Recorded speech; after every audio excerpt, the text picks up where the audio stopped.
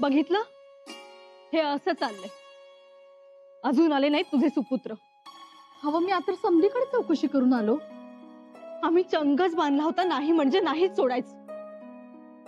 एवढा ताप भरलाय, म्हटलं जरा आराम करतील, कुठेही जाऊ द्यायचं नाही असा करडा अंमलही बसवला होता, पण तरीही गेलेच फसवून.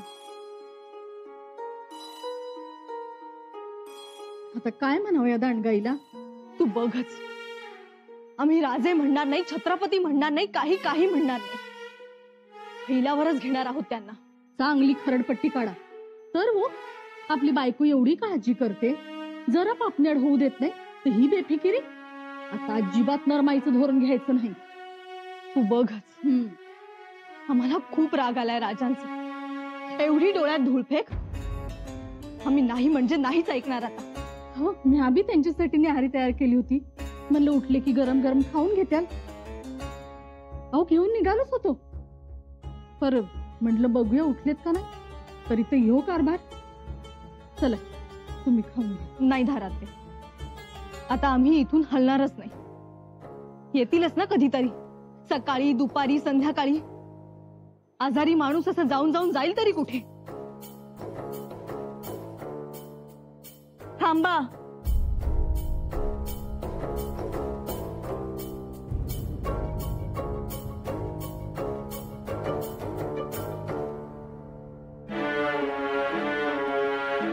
जसे असाल तसेच थांबा. काही सोंगडुंग घेण्याची गरज नाही आता. तू अहो कुठे गेला होता?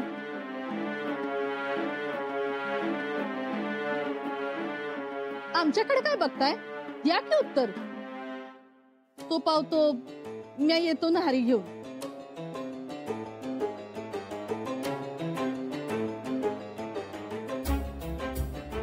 कुठे गेला होता?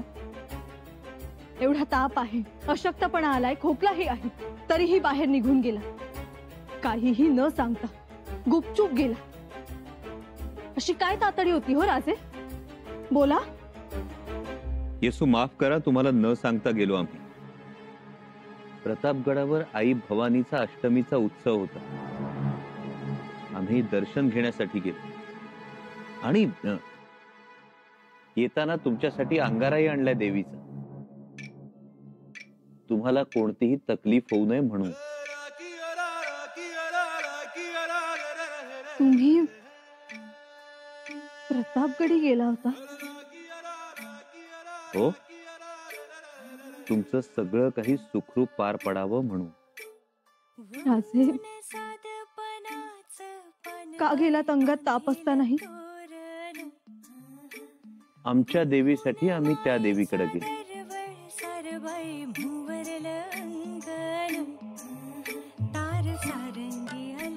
राजे,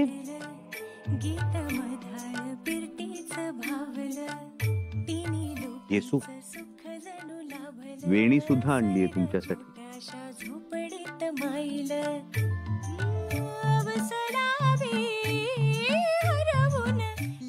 आमच्या हातानं केसात माळू.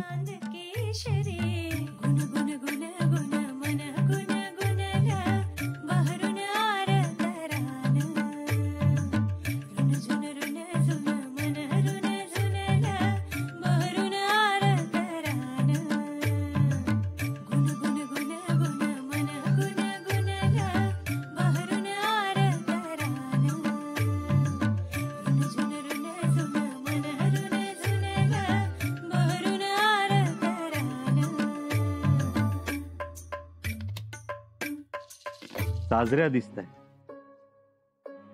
बायको अशी साजरी दिसली की नवऱ्याचे सगळे ताप आपोआप दूर होतात. हसतमुख बायको हा सुखाचा बिनअक्षरी मंत्र आहे.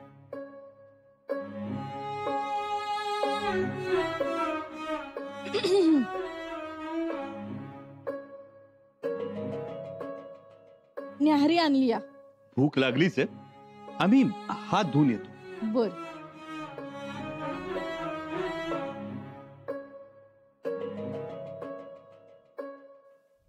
मग काढलीत का खरडपट्टी?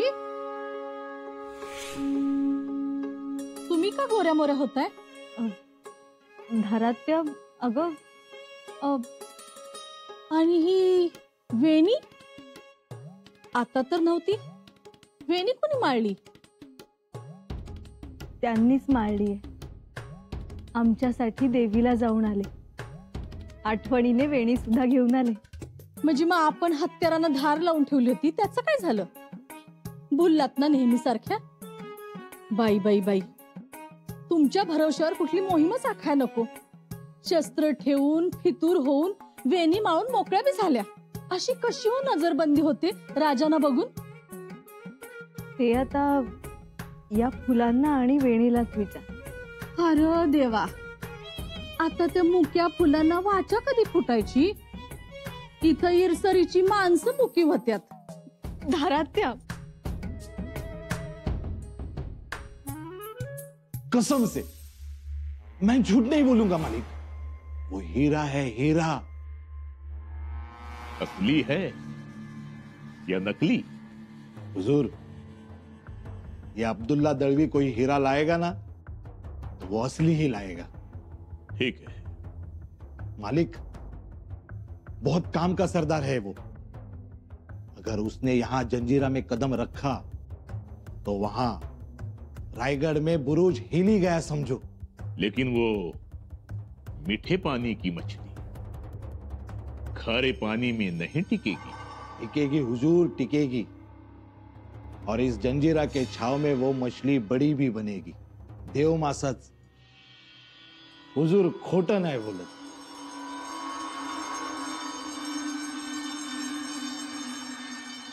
फंस जाओगे अब्दुल्ला. हमें यकीन नहीं आता.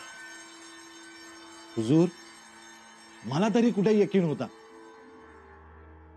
शंभू राजाचं 4-5 सरदार फुटलं त्यातलाच हा एक. हुजूर, अपने लिए फायदेमंद है वो. ऐसा क्या किया है उसने? पन्हाळा.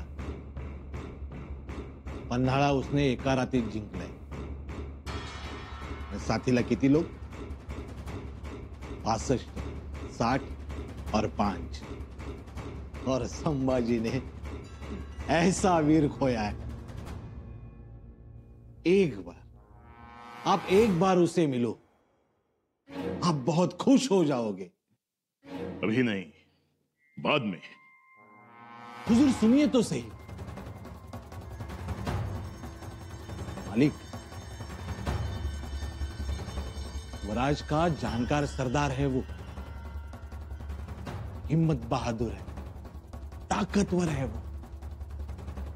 शिवाजी महाराज के साथ बहुत सारी मोहिमा केल्यात त्यानं. हुजूर, आप एक बार तो उसे मिलिए. बहुत सारी खुफिया जानकारी मिलेगी हुजूर. क्या कहूं कोंडा जी से? अब्दुल्ला, जी हुजूर. सुना तुमने जंजीरा क्या कहता है? किसी पर भरोसा रखने से पहले उसे परखो. हाँ हुजूर, हाँ, जरूर पारखा. याला इजाजत है?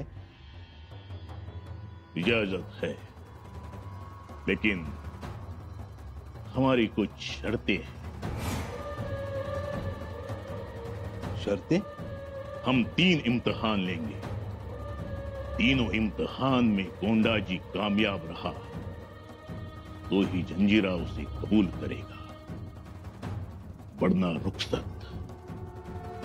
आई बात समझ में? जी मालिक. अगर चालाकी नजर आई तो जहन्नुम रसीद.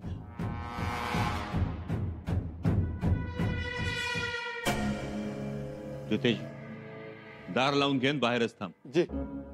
कोणालाही आत सोडू नको. जी. बरीशी काका.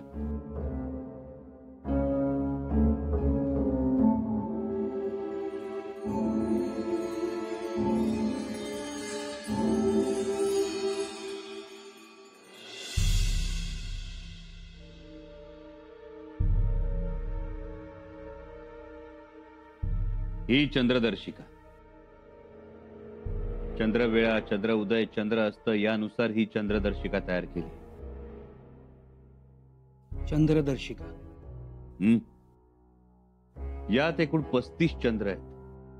35 चंद्रांची ही चंद्रदर्शिका आहे. आता या चंद्रकोरीच आपल्यात आणि कोंडाजी बाबांमध्ये संवाद साधतील. कसा साधणार संवाद?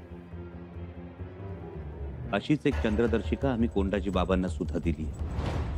त्यांना दिलेल्या ताईताच्या आत ती चंद्रदर्शिका आहे. कोंडाजी बाबांना आम्ही सगळं समजावून सांगितलं. अमावस्येच्या दुसऱ्या तिथीला कोंडाजी बाबा जंजिऱ्यावरचं दारुगोळ्याचं कोठार उडवतील. जर काही अडथळा आलाच तर 3ऱ्या, 4थ्या किंवा 5व्या रात्री दारुगोळ्याचं कोठार उद्ध्वस्त केलं जाईल. राज, 2ऱ्या, 3ऱ्या, 4थ्या आणि 5व्या यातल्या नेमक्या कोणत्या चंद्राती दारुगोळ्याचं कोठार उडवणार?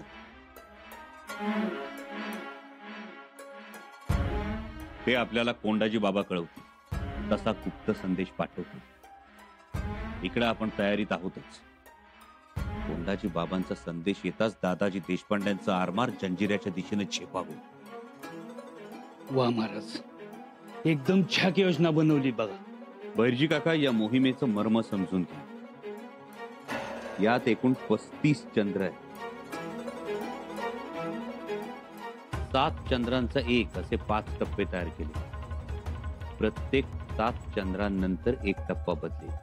पण नेमके टप्पे काय असतील?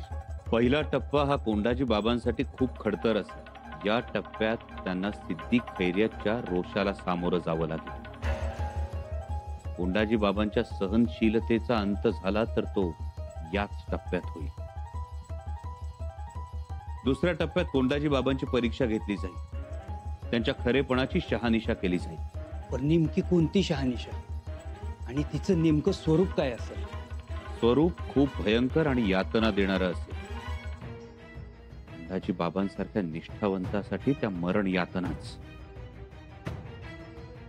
पण कोंडाजी बाबा सही सलामत बाहेर पडतील.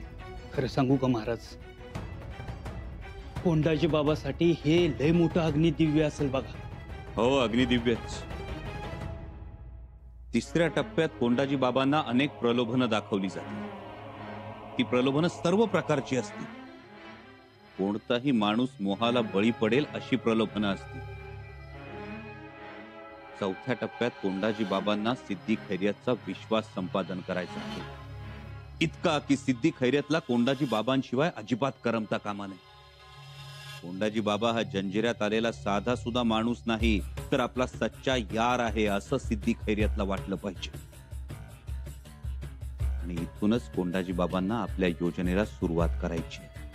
होय, पण आपले मावळे त्यांच्या मदतीला जाणार आहेत ते पहिल्यापासूनच सुरू करायचंय. जंजिऱ्यातली परिस्थिती बघून कोंडाजी बाबा त्यांच्यावर जबाबदाऱ्या सोपवतील. वा, खरंच राज, उत्तम चंद्रदर्शिका बनवली. पण बैरजी काका, या चंद्रदर्शिकेतले शेवटचे 4 चंद्र हे आपली आणि कोंडाजी बाबांची परीक्षा बघणारे असतील.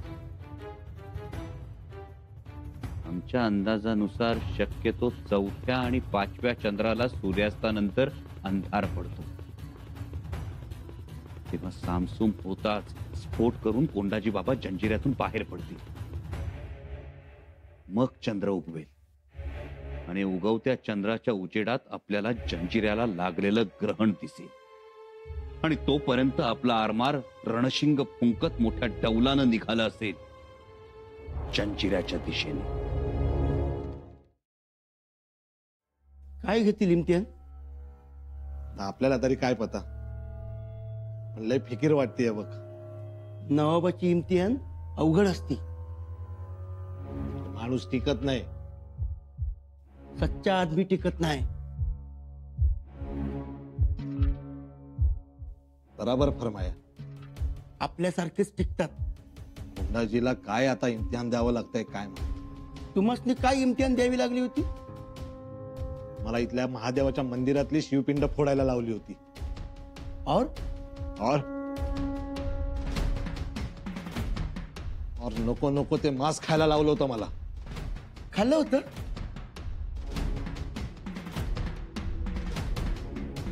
अरे खाल्लं म्हणून तर जगलो.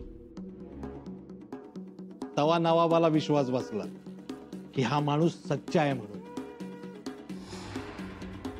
आणि तवापासनं ह्या जंजिरात मानानं राहतोय बघ मी. आणि इथं मी एकटाच असा नाही, या जंजिऱ्याचा मूळ मालक, ज्याचा जंजिरा होता तो गुहागरचा पाटील, त्याचा एक वंशज आहे, याकूब शेख. तो पोरगा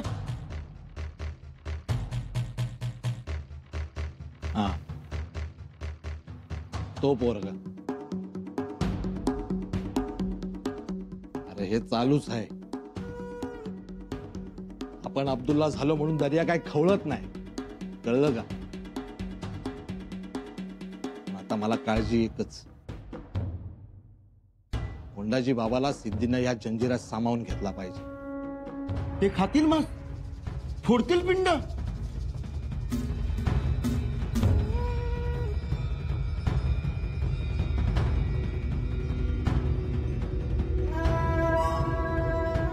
हे तर करावंच लागेल.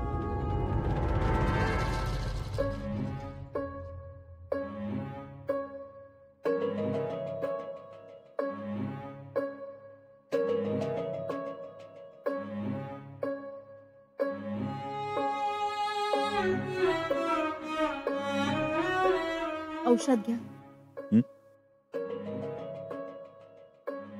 नाही नको. राजे अहो घ्या, म्हणजे मग तरतरी येईल आणि आम्हाला फसवून रात्री अपरात्री निघूनही जाता येईल.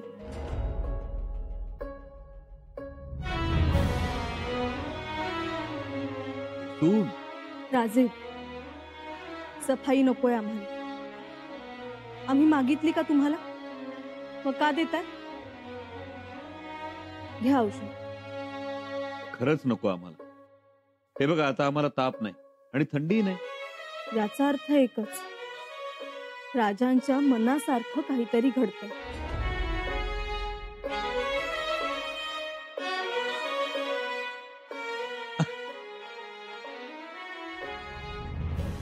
जे आमच्या मनासारखं घडलंय ते आमच्या समोरच आहे की. तुमच्या साखर पेरणीला आम्ही बदणार नाही. एक विचारू राजे? विचार. कोंडाजी बाबा निघून गेले तरीही तुम्ही म्हणावे तसे अस्वस्थ दिसला नाहीत आम्हाला. द्या औषध द्या. तुम्ही तर बरे झालात ना? नाही तरी द्या. का विचारलेला सवाल कडवट होता? नाही, मुळीच नाही.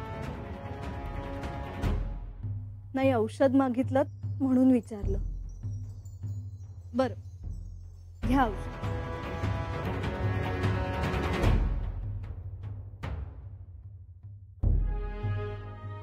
एक शंका आहेच तरी. कोंडाजी बाबा स्वराज्याचा अर्थ समजलेले आहे. ते असे तडकाफडकी निघून जाणाऱ्यातले नाही. तुम्हाला काय म्हणायचं? कोंडाजी बाबा निघून गेले आणि तरी आम्ही शांत? पन्हाळगडावर आबासाहेबांनी आणि नेताजी काका पालकरांनी जसं खोटं खोटं भांडण केलं होतं तसा तर हा प्रकार नाही ना राजे? राजे अहो, हळू हळू.